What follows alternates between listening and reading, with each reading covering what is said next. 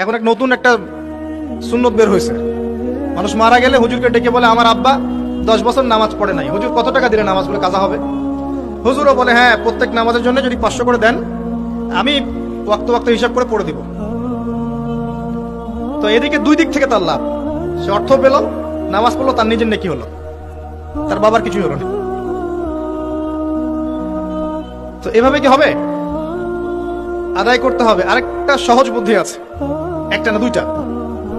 আল্লাহ পাক আমাদেরকে তৌফিক দান করুন। জামাতে নামাজ পড়া। যখন আপনি জামাতে এক ওয়াক্ত নামাজ পড়ছেন, আপনি 25 বা 27 ওয়াক্তের নেকি পাচ্ছেন। এখানে আপনি ক্যালকুলেশন মিলাতে পারবেন। একটা হচ্ছে বেশি বেশি নফল নামাজ পড়া, ফরজের ঘাটতিগুলো আল্লাহ পাক নফল দিয়ে পূরণ করবেন ইনশাআল্লাহ। আরেকটা অপশন আছে ওমরা করা।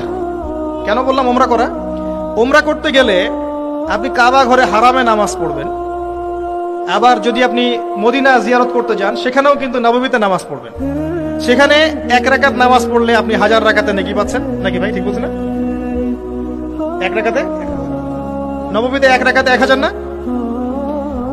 50,000, দুটো হাদিস আছে। যাই হোক, অনেক বেশি নাকি হবে। আর হারামে 1 লাখ, হারামে 1 রাকাত পড়লে 1 লক্ষ নাকি হবে। তো ওখানে হারামে যদি আমি 2 রাকাত নামাজ পড়ি বা একটা ফরজ পড়ি, তাহলে 1 লাখ ফরজ হচ্ছে। কথা কি বুঝতে পারছেন? এটা একটা অপশন কাফারা দেয়ার। আল্লাহ পাক আমাদেরকে তৌফিক দান করুন, আমিন।